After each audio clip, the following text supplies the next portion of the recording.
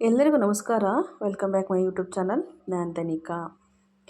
ಇವತ್ತಿನ ರೆಸಿಪಿ ಏನಪ್ಪ ಅಂದರೆ, ಬೇಸಿಗೆಗೆ ಒಂದೊಳ್ಳೆ ತಂಪಾದಂತಹ ರಾಗಿ ಕಿಸೆ ಅಥವಾ ರಾಗಿ ಹಲ್ವಾ ಅಥವಾ ರಾಗಿ ಹಾಲ್ವಾಯ್ ಅಂತಲೇ ಕರಿಬಹುದು.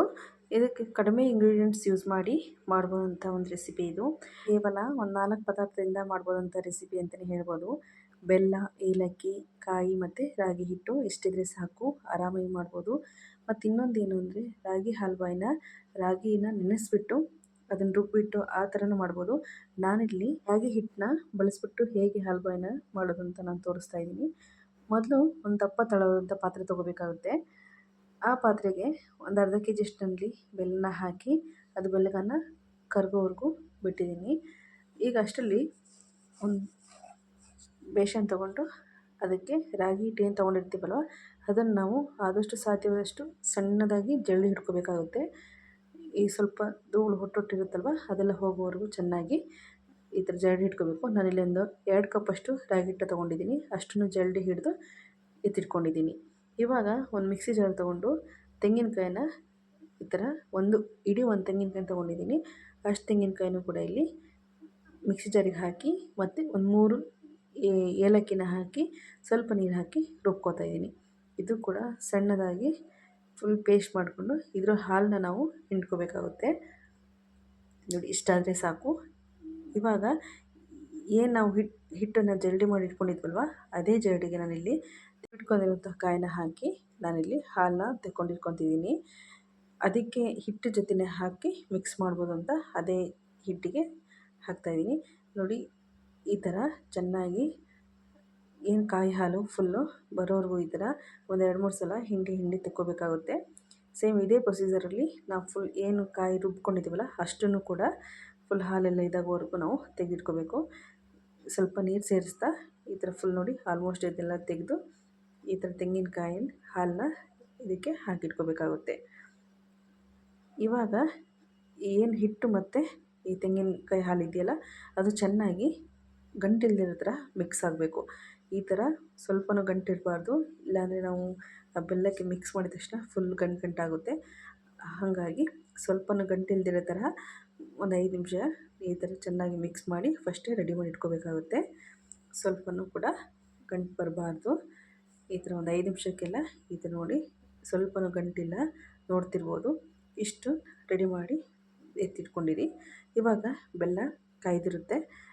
ಆ ಬೆಲ್ಲನ ಏನಾದರೂ ಗಲೀಜು ಆ ಥರ ಏನಾದರೂ ಇದೆಯಾ ಅಂತ ಸೋಸಿ ಇಟ್ಕೊತಿದ್ದೀನಿ ಅಷ್ಟೇ. ಈ ಥರ ಸೋಸಿ ಇಟ್ಕೊಂಡು ಅದೇ ಪಾತ್ರೆನ ಸ್ವಲ್ಪ ತೊಳ್ಕೊಂಡು ಮತ್ತು ಅದೇ ಪಾತ್ರೆನ ಇಟ್ಕೊತಿದ್ದೀನಿ. ಯಾಕೆ ದಪ್ಪ ತಳ ಪಾತ್ರೆ ಅಂದರೆ, ನಾವು ಈ ಹಲ್ವನ ತುಂಬ ಹೊತ್ತೇ ಮಾಡಬೇಕಾಗುತ್ತೆ. ಅದರಿಂದ ತಳ ಹಿಡಿಬಾರ್ದು ಅಂತ ಈ ಥರ ದಪ್ಪ ಇರೋ ಪಾತ್ರೆ ತೊಗೋಬೋದು ಅಥವಾ ಕುಕ್ಕರ್ ಆದರೂ ತೊಗೋಬೋದು. ಇವಾಗ ನೋಡಿ, ಈ ಥರ ಇಷ್ಟು ಬೆಲ್ಲ ಕುದೀತಾ ಇದೆ. ಇವಾಗ ನಾವೇನು ಹಿಟ್ಟು ಮತ್ತು ಕಾಯಿ ಹಾಲನ್ನ 2 ಮಿಕ್ಸ್ ಮಾಡಿ ಇಟ್ಕೊಂಡಿದ್ವಲ್ಲ ಅದನ್ನು ಚೆನ್ನಾಗಿ ಇದಕ್ಕೆ ಹಾಕಬೇಕು. ಹಾಕಿಬಿಟ್ಟು ಸ್ವಲ್ಪನೂ ಗಂಟಿಲ್ದಿರೋ ಥರ ತಿರುಗಿಸ್ತಾನೆ ಇರಬೇಕು. ನೋಡಿ, ಕೈ ಬಿಡ್ದೇ ತಿರುಗಿಸ್ತಾನೆ ಇರಬೇಕು. ಇದು ಸ್ವಲ್ಪ ಗಟ್ಟಿಯಾಗೋವರೆಗೂ ಎಷ್ಟು ಸಾಧ್ಯನೋ ಅಷ್ಟು ಕೂಡ ತಿರುಗಿಸ್ತಾನೆ ಇರಬೇಕು. ಆಲ್ಮೋಸ್ಟ್ ಕೈ ನೋವು ಬರುತ್ತೆ. ಇದನ್ನು ಒಂದು 1/2 ಅವರ್ ಆದರೂ ಬೇಕೇ ಬೇಕಾಗುತ್ತೆ ಇದನ್ನು ಮಾಡೋಕ್ಕೆ. ಟೇಸ್ಟ್ ಕೂಡ ಅಷ್ಟೇ ಚೆನ್ನಾಗಿರುತ್ತೆ, ಬಟ್ ಅಷ್ಟೇ ಕೂಡ ಟೈಮು ಹಿಡಿಯುತ್ತೆ. ಎಲ್ಲ ಸೇರಿಸಿ ಇದು ಮಾಡಬೇಕು ಅಂದರೆ 1 ಅವರ್ ಆದರೂ ಬೇಕಾಗುತ್ತೆ. ಏಕೆಂದರೆ ಕಾಯಿನ ನಾವು ರುಬ್ಕೊಂಡಾದ್ರೆ ಹಾಲು ತೆಗೆಯೋದೇ ಆಗಿರ್ಬೋದು, ಪ್ರತಿಯೊಂದು ಸೇರಿಸಿದ್ರು 1 ಅವರ್ ಬೇಕಾಗುತ್ತೆ. ಅದರಲ್ಲೂ ಈ ಮೆಥಡ್ ಇದೆಯಲ್ವ, ಇದಂತೂ ಒಂದು 1/2 ಅವರ್ ಅಂತೂ ಬೇಕೇ ಬೇಕು. ತುಂಬ ಟೈಮ್ ಹಿಡಿಯುತ್ತೆ. ಎಷ್ಟು ತಿರುಗಿಸಿ ಕೈಯೆಲ್ಲ ನೋವು ಬರುತ್ತೆ. ಸಾಧ್ಯವಾದಷ್ಟು ಮುದ್ದೆ ಕೋಲು ಅಥವಾ ಈ ದಪ್ಪ ಸೌಟಿರುತ್ತಲ್ವ ಅದರಲ್ಲೇ ನಾವು ತಿರುಗಿಸ್ತಾ ಹೋಗಬೇಕಾಗುತ್ತೆ. ಏಕೆಂದರೆ ಈ ಹಿಟ್ಟು ಇವಾಗ ತಿಳಿಯೋಗಿರುತ್ತೆ, ಹೋಗ್ತಾ ಫುಲ್ ಗಟ್ಟಿಯಾಗುತ್ತಲ್ವ, ಆವಾಗ ಅದು ತಿರುಗ್ಸೋಕ್ಕೂ ಕೂಡ ಸ್ವಲ್ಪ ಕಷ್ಟನೇ ಆಗುತ್ತೆ. ನೋಡಿ, ಒಂದು 10ರಿಂದ 15 ನಿಮಿಷಕ್ಕೆ ಈ ಥರ ಗಟ್ಟಿಯಾಗುತ್ತೆ. ಇವಾಗ ಗಟ್ಟಿಗಾದಮೇಲೆ ಸ್ವಲ್ಪನೇ ತುಪ್ಪ ಸೇರಿಸ್ತಾ ಹೋಗಬೇಕು. ಇಷ್ಟ ಇದ್ದರೆ ಸ್ವಲ್ಪ ಜಾಸ್ತಿ ತುಪ್ಪ ಸೇರಿಸಿ ಮಧ್ಯದಲ್ಲಿ ಸೇರಿಸ್ತಾ ಹೋಗ್ಬೋದು. ಇಲ್ಲ ನಮಗೆ ಕಡಿಮೆ ತುಪ್ಪ ಇಷ್ಟ ಅಷ್ಟೊಂದು ಇಲ್ಲ ಅಂದರೆ ಸ್ವಲ್ಪ ಸೇರಿಸ್ಕೊಂಡ್ರೆ ಸಾಕು. ನೋಡಿ, ಎಷ್ಟು ನೈಸಾಗಿ ನೋಡ್ತಿರ್ಬೋದು, ಸೈಡಲ್ಲೆಲ್ಲ ಸ್ವಲ್ಪನೂ ಅಂಟಿಲ್ದಿರೋ ಥರ ಎಷ್ಟು ಚೆನ್ನಾಗಿ ಒಂಥರ ಶೈನಿಂಗ್ ರೀತಿ ಕಾಣಿಸ್ತಿದೆ ಅಂದರೆ. ಆದರೆ ಮತ್ತು ಇದನ್ನು ಇನ್ನೂ ಒಂದು 10ರಿಂದ 15 ನಿಮಿಷ ತಿರುಗಿಸ್ಲೇಬೇಕಾಗುತ್ತೆ. ನೋಡಿ, ಈ ಥರ ಸ್ವಲ್ಪ ಗಟ್ಟಿಗಾದಮೇಲೆ ಈ ಥರ ಸ್ವಲ್ಪ 10ರಿಂದ 15 ನಿಮಿಷ ಅಥವಾ 20 ನಿಮಿಷ ಆದಮೇಲೆ ಈ ಥರ ಒಂದು ಪ್ಲೇಟಲ್ಲಿ ನೀರು ತೊಗೊಂಡು ಈ ಥರ ನೀವು ಸ್ವಲ್ಪ ನೀರು ಹಾಕಿಬಿಟ್ಟು ಹಿಂಗೆ ನೋಡಿದ್ರೆ ಗೊತ್ತಾಗುತ್ತೆ ಇದು ಆಗಿದೆಯಲ್ವ ನೋಡಿ. ಈ ಥರ ಮೇಲೆ ಬಂದರೆ ಆಗಿದೆ ಅಂತ. ಬಟ್ ನಾನು ಇನ್ನೂ ಒಂದು 10 ನಿಮಿಷ ಆಗಲಿ ಅಂತ ಹಾಗೆ ಬಿಡ್ತಿದ್ದೀನಿ, ಇನ್ನೂ ಚೆನ್ನಾಗಾಗುತ್ತೆ ಅಂತ. ನೋಡಿ ಹಿಂಗೆ ಸ್ವಲ್ಪ ಟಚ್ ಮಾಡಿದಾಗ ಸ್ವಲ್ಪ ಅದು ಕರಗಿದಂಗೆ ಇದಾಯಿತು. ಅದಕ್ಕೋಸ್ಕರ ಇನ್ನೂ ಒಂದು 10 ನಿಮಿಷ ಆಗಲಿ ಅಂತ ಇದು ಮಾಡ್ತೀನಿ. ಮತ್ತೆ ಒಂದು 10 ನಿಮಿಷ ಈ ಥರ ತಿರುಗಿಸಿದ ಮೇಲೆ ಮತ್ತೆ ಇವಾಗ ನೋಡ್ತಾ ಇದ್ದೀನಿ ಆಗಿದೆಯಾ ಏನು ಅಂತ.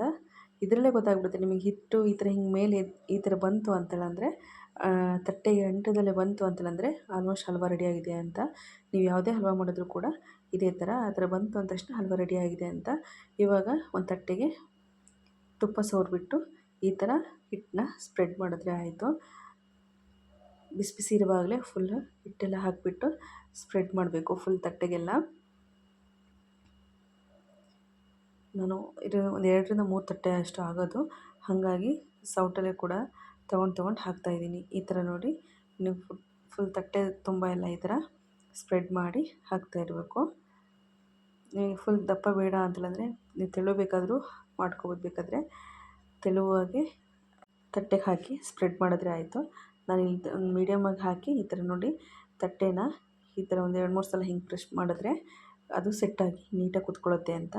ನೋಡಿದ್ದು ಒಂದು 2-3 ಗಂಟೆ ಬಿಟ್ಟಾದಮೇಲೆ ಈ ಥರ ಫುಲ್ ಆರಿ ರೆಡಿಯಾಗಿದೆ. ನೋಡಿ ಇವಾಗ ಕಟ್ ಮಾಡಿ ತೋರಿಸ್ತೀನಿ ಎಷ್ಟು ಚೆನ್ನಾಗಿ ಬಂದಿರುತ್ತೆ ಅಂತ. ತುಂಬಾ ಚೆನ್ನಾಗಿರುತ್ತೆ, ತುಂಬ ಸಾಫ್ಟಾಗೂ ಇರುತ್ತೆ, ತಿನ್ನೋಕ್ಕೂ ಕೂಡ ಅಷ್ಟೇ ಟೇಸ್ಟು. ಮತ್ತು ಬೇಸಿಗೆಗೆಲ್ಲ ಈ ಹೀಟಿಗೆ ಆ ಥರ ಎಲ್ಲ ಆದಾಗ ಒಂದೊಳ್ಳೆ ತಂಪಾದಂಥ ಒಂದು ರೆಸಿಪಿ ಅಂತಲೇ ಹೇಳ್ಬೋದು. ತುಂಬ ಟೇಸ್ಟ್ ಕೂಡ ತುಂಬ ಚೆನ್ನಾಗಿರುತ್ತೆ. ಮತ್ತು ನಾವು ಈ ರಾಗಿ ಎಲ್ಲ ನೆನೆಸ್ಬಿಟ್ಟು ಮಾಡ್ತೀವಲ್ಲ, ಅದೇ ಥರ ಟೇಸ್ಟ್ ಕೂಡ ತುಂಬ ಚೆನ್ನಾಗಿ ಬಂದಿರುತ್ತೆ. ನೋಡಿ ಪೀಸಲ್ಲಿ ಎಷ್ಟು ಚೆನ್ನಾಗಿ ಬಂದಿದೆ. ರಾಗಿದ ಶೈನಿಂಗ್ ಇರುತ್ತಲ್ವ, ಅದು ನೋಡೋಕ್ಕೆ ಒಂಥರ ಚೆನ್ನಾಗಿರುತ್ತೆ. ತುಂಬ ಚೆನ್ನಾಗಿತ್ತು ಟೇಸ್ಟು. ತುಂಬ ಈಸಿಯಾಗೂ ಕೂಡ ಮಾಡ್ಕೋಬೋದು. ಏನು ಅಂದರೆ ಅದು ತಿರುಗ್ಸೋದಿರುತ್ತಲ್ವ, ಅದೇ ಒಂದು 1/2 ಅವರ್ ಹಿಡಿಯುತ್ತೆ. ಅಷ್ಟು ಬಿಟ್ಟರೆ ತುಂಬ ಈಸಿಯಾಗೂ ಕೂಡ ಮಾಡ್ಕೋಬೋದು.